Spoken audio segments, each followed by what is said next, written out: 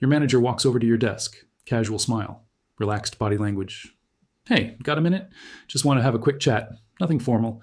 You follow them to their office or a conference room, maybe just a quiet corner by the coffee machine. The conversation feels easy. They ask how things are going, you vent a little, share some frustrations, mention that project that is not quite working, talk about the coworker who has been difficult. Your manager nods, seems sympathetic. Thanks for being so open with me, they say. Really appreciate you sharing that. 2 months later, you are sitting across from HR. There is a document in front of you, a performance improvement plan. And right there, in black and white, is everything you said in that quick chat, framed differently, stripped of context, used against you. Sound familiar? This is office warfare, where careers are won, lost, and sometimes sabotaged, and nobody tells you the rules until it is too late. Today, I'm going to show you exactly how the quick chat trap works, the psychology behind why it is so effective, the 5 ways managers weaponize these conversations, and most importantly, how to protect yourself without looking paranoid or uncooperative. Because here is what nobody tells you. In the corporate world, informal does not mean off the record. It means undocumented on your end. And that difference can cost you your job. Let me tell you why this matters more now than ever before. Performance improvement plans have increased 30% since 2020. Analysis from the Wall Street Journal shows that 43.6 per thousand US workers now face formal performance procedures. That is nearly double what it was 5 years ago. And here is the number that should concern you. Over 70% of employees placed on PIPs face termination within 90 days. The PIP is not designed to improve your performance. It is designed to document your failure. Mark Randolph, the co-founder of Netflix, said it plainly. You know that at the end of the plan, you're going to fire them. They know it. Everyone else knows it. But the PIP is not where the trap begins. It is where the trap ends. The real work happens weeks or months earlier. In those casual conversations, those quick chats, those moments when you thought you were just talking to your boss. So let me show you exactly how this works. The first thing you need to understand is why your guard drops. Harvard Business School professor Amy Edmondson has spent decades studying psychological safety in the workplace. Her research reveals something crucial. You make automatic, often unconscious assessments about interpersonal risk in every workplace interaction. When your manager frames a conversation as casual, your brain registers it as low stakes. Your defensive vigilance drops. You speak more freely than you normally would. This is not a flaw in your character. It is how human psychology works. And managers, whether consciously or not, exploit it. Researchers James Dettert and Edmondson identified what they call implicit voice theories. These are the internal rules of self-censorship you normally apply at work. You know what to say in a performance review. You know what to say in a meeting with leadership. But in a quick chat, those filters turn off. That is exactly when the documentation begins. Here is what most employees do not realize. Organizations train managers to document informal conversations. This is not some conspiracy theory. It is standard HR practice. HR Morning, one of the leading publications for human resources professionals, advises managers directly. Quote, while it is a bit of a judgment call, the key is to document anything that could lead to more verbal or written warnings. End quote. They tell managers that after any verbal coaching session, they should write down as precisely as possible exactly what they told the employee. Kristen Berger, president of Berger HR Solutions, makes the strategy even more explicit. Quote, documentation is not just about formal evaluations or performance improvement plans. It includes follow-up emails, meeting notes, and private documentation of conversations. End quote. She tells managers to document early, even if you think it will not escalate. So while you walk away from a quick chat thinking it was just a conversation, your manager is walking back to their desk to write down everything you said. Date, time, location, your exact words, their interpretation of those words, all of it going into a file you will never see until it is used against you. This creates what I call documentation asymmetry. Your manager has a record. You do not. And when disputes arise, their version becomes the official organizational truth. Now, let me walk you through the 5 ways managers weaponize these conversations. The first way is the confession extraction. Your manager creates a safe space. They share something vulnerable first. Maybe they admit to struggling with a project, or they express frustration with leadership. This triggers reciprocity. You feel obligated to share something in return. So you vent about a coworker, admit you are overwhelmed, mention you have been looking at other opportunities. Every word gets filed away, not as a human moment between colleagues, but as evidence. The second way is the commitment trap. Your manager asks casually, so you think you can have that report done by Friday, right? You say, sure, not wanting to seem incapable. No formal meeting, no email confirmation, just a verbal agreement in a quick chat. When Friday comes and the report is not perfect, suddenly there's a pattern. You said you could deliver by Friday. You did not. This becomes documented as a failure to meet commitments, even though you never had a real opportunity to negotiate the deadline or clarify expectations. The third way is the loyalty test.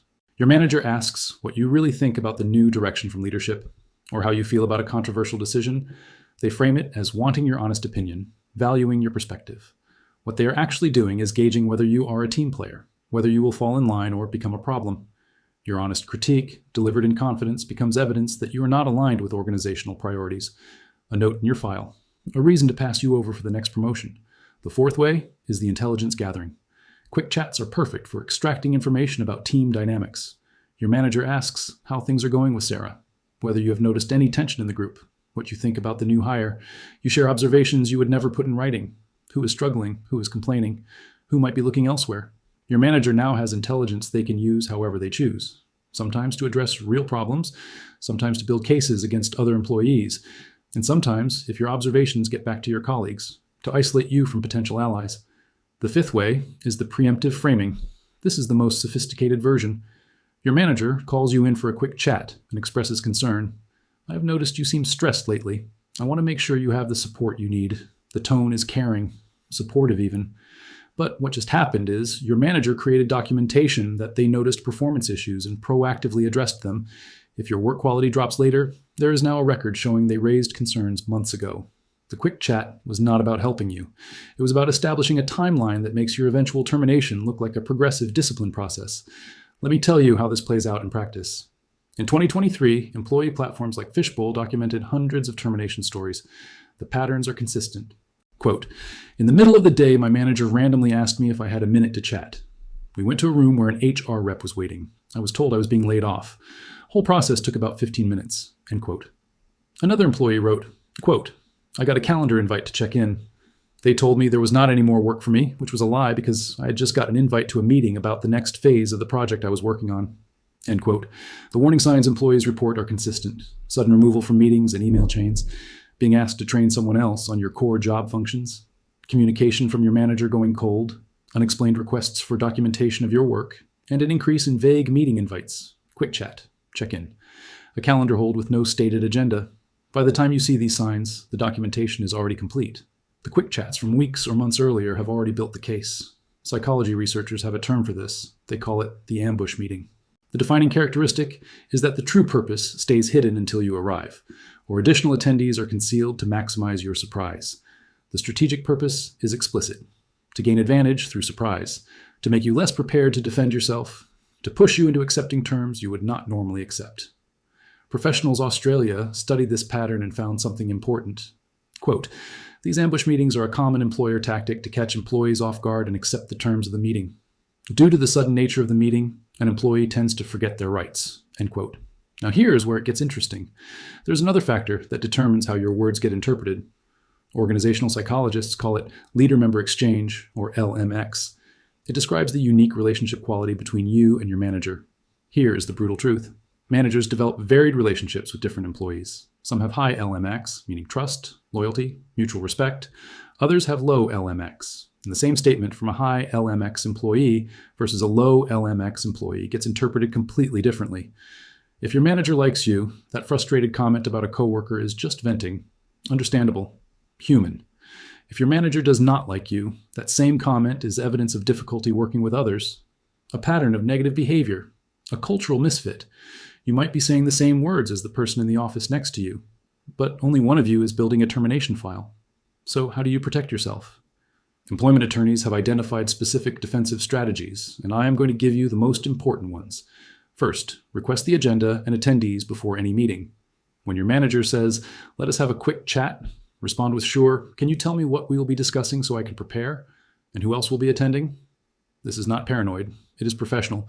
Prepared employees ask these questions. If your manager reacts negatively to a reasonable request for context, that tells you something about the meeting's true purpose. Second, decline to engage in conversations you're not prepared for. Psychology. Today advises this directly.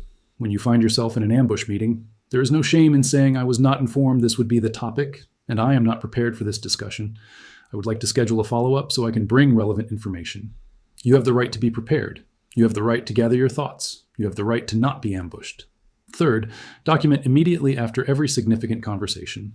Write down the date, time, location, all attendees, exact quotes when possible, your responses, any documents shown, and any agreements or disagreements stated. Send this to your personal email, not your work email. Build your own record because your manager is building theirs. Fourth, create paper trails through follow-up emails. After any conversation where commitments were made or concerns were raised, send an email that says, "Thank you for meeting with me today. I want to ensure I understood our conversation correctly." Then list the key points discussed, your responses, and any agreements made. Ask them to let you know if you misunderstood anything. This is powerful because it forces the other party to either confirm or correct your account. Silence implies acceptance. You now have a written record they cannot later deny. Fifth, know your rights.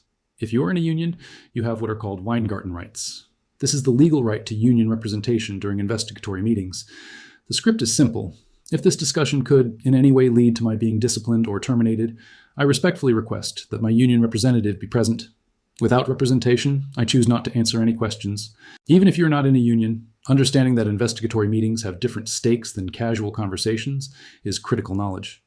Employment attorney Richard Steiger explained the core principle in Newsweek. After any call or meeting, send an email recapping what you discussed. Any employment case is only as strong as your evidence. King and Siegel, California employment attorneys, put it even more directly. Any competent HR department will be keeping a record of their conversations with you. If you do not make your own record, you let them control the story, and they will use it to cover for the company. Now look at your own workplace. How many quick chats have you had in the last month? What did you share? Who documented what? If your manager has increased informal conversations with you, ask yourself why. If you are being asked your opinion on colleagues, on leadership decisions, on company direction, consider what happens to that information. You are not paranoid if you recognize patterns. You are paying attention. Here's what this looks like in practice. The next time your manager asks for a quick chat, agree warmly. Be professional, be cooperative. But internally, switch on your awareness. This is not casual. This is data collection. Keep your responses measured. When asked about colleagues, speak factually, not emotionally. When asked about frustrations, redirect to solutions you are implementing.